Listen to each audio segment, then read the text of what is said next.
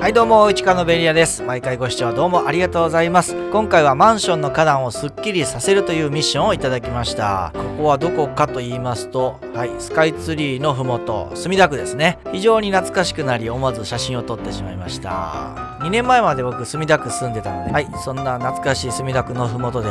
非常にいい天気の中、こちらの花壇をこれからすっきりさせるという作業をさせていただきます。今現状チェックしておりますけど、結構これ杉が生えてるんですね。杉っていうのはイネ科の草ですね。あと左の方になるとヘデラという草ですね。観賞用の草がだいぶ暴走しておりまして、こちらも全部取ってほしいということなので、これから取っていきたいと思います。また今回のおまけコーナーでは僕が今回やらかしたしくじりを発表いたします。本編動画見てもらえればすぐに何をしくじってるのかわかると思うんですけども、今回はそれほど長い動画ではありませんので、よければ最後まで見ていただければと思います。それではスタートです。今回は40倍速でお届けしております。さあまずは刈り込みですね。今回植木をですねちょっと長さを整えてほしいということなので、まずは上の高さを揃えるために切っております。あとちょっと花壇からはみ出た枝をね切ったりとかしておりますね。今回草抜きのお仕事でご依頼いただいてたんですけども、花壇のスペースがそこまで広くなかったので、おまけ的な感じで剪定の方もちょっとやらせていただいております。本当はいつも別々でね、お見積もり提出するんですけども、今回もこの花壇を全部すっきりという一括りでやらせていただきました。最初に言った通り、もう最初からもうしくじってはいるんですけども、後で発表しない方のしくじりとしまして、これ花壇ですので周りがね囲われてるんですよね。今はまだマシですけども、これ後半になるにつれこの塀に囲まれているから何をしてるのかだんだん分かんなくなっていくんですね。今はまだ花壇からはみ出てるものがあるから、こう作業しているうちに減っていくから、ちょっとねビフォーアフターがコントラストがついて分かりやすいですけども、後半はもう何やってるか分かんなくなります。最初に言っときますね。そして今やってるのがヘデラですね。ヘデラという、アイビーの一種ですね。ツタの一種の、観賞でよく使われている売られているやつなんですけども、これが繁殖しすぎてもうどうしようもないということで、もう取ってくださいということで今抜かしていただいてますけど、なかなかこれ硬くてですね取りにくかったんですね。早送りだから取れてますけども、実際何回かこうよいしょよいしょって引っこ抜こうとしても抜けなかったりとかして、得意のもじもじタイムを今楽しんでおります。今だんだんねツタが取れてきまして、はみ出てる部分が見えなくなってきましたね。さあすっきりしてきましたけど、その後ですね、これがすっきりしたらですね、なかなかコントラストがね本当に分かんなくなってくるんですけど、今ちょっと花壇の中入りましたよね。この花壇の中に入って奥から取っていくと、上げてみたらね草が取れたなって分かるんですけども、実際何を掴んで何を引っこ抜いてるのか分かんないですよね。もう藪の奥だから分かんないんですけど、できればねこの片手で持ってこの抜いてるところも取りたかったんですけども、そういう場所がなかったので、仕方ないなと今焦りながらやっておりますね。最初にね依頼主さんに何分どれぐらいの時間でできますかというふうに聞かれたので、思わず1時間半って言っちゃって、やってみると結構これ茂っててですね、ツタがもうぎっしり詰まってたので、これやべえなと思ってもう一心不乱に今抜いてる最中ですね。今最初にね言ってたのが分かると思うんですけども、花壇の向こう側で作業しておりますので、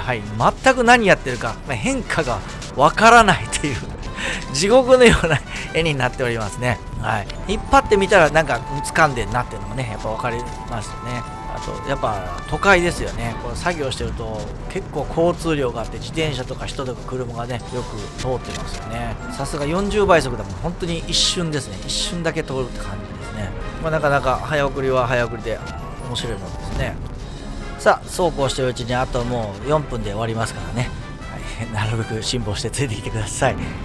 ところで、僕のしくじり気づいた方いらっしゃるでしょうか。もうすでにねだいぶしくじってるんですけども、あと3分ほどするとその答えがもうお届けすることができます。本当にねもう最近いろいろね動画が溜まってきてしまったので、とりあえずね今のうちに作っておかないと、明日またね作業するんですけども、明日はツタのまた除去ですね。それをやっていくんですけども、それが結構な時間になりそうなので、今回の作業は結局はですね2時間で終わりましたね。明日は多分ね5時間ぐらいかかるので、結構なボリュームの動画が出来上がるので、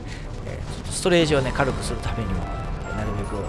今日動画を作っておきたいという思いがありましたので、今作らせていただきました。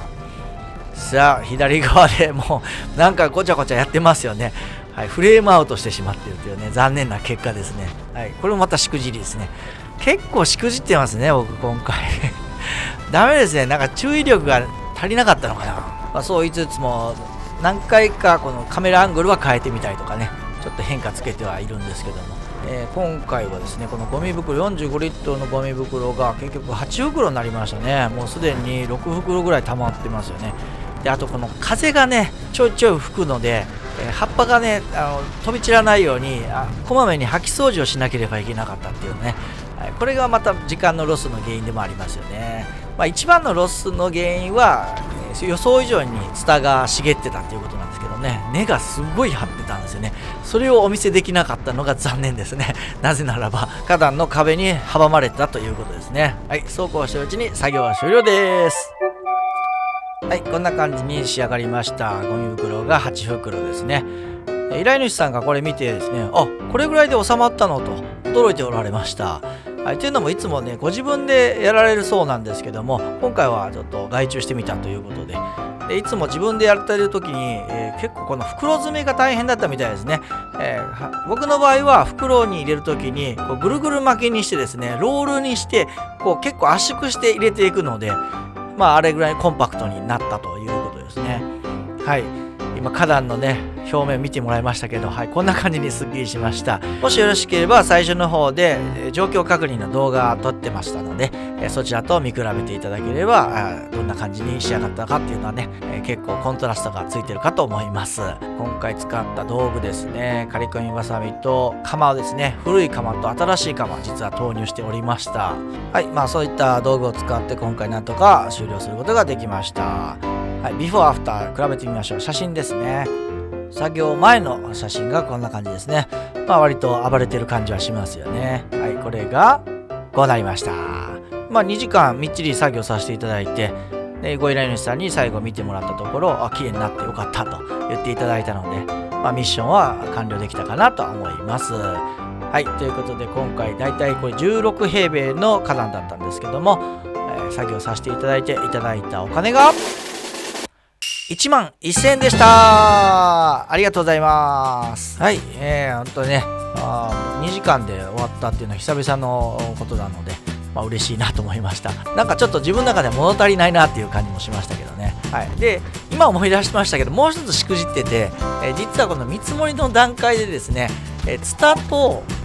剪定と草抜きっていうのは別々にやらせてもらってたんですね。なので、本来全て真面目にねちゃんと見積もりしたらですね、おそらく14,000円ぐらいになってたはずなんですけども、ちょっとぼーっとしておりまして、言うの忘れてたので、今回は初回だったし天気良かったし墨田区だし、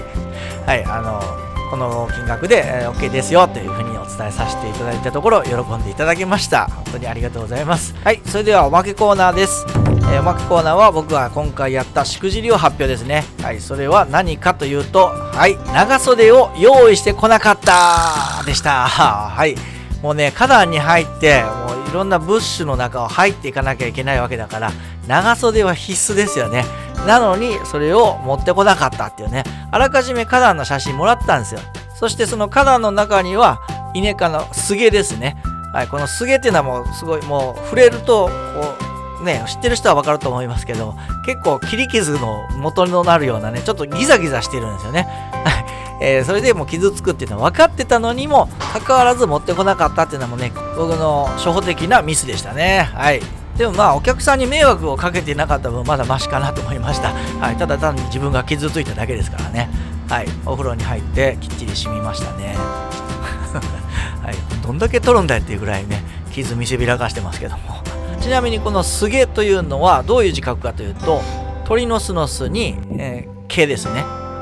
体毛の毛ですね。と言いますのも、株になったら葉が毛のようで全体が鳥の巣を思わせることからスゲという名前になった説が有力とのことでした。はい、ちなみになる話でした。これからもいろんな場面でこのスゲと対戦することになるかと思いますので、この対戦相手の特徴、傾向と対策考えておこうかなと思いました。はい、ということで今回は以上となります。最後までご視聴どうもありがとうございました。それではまた。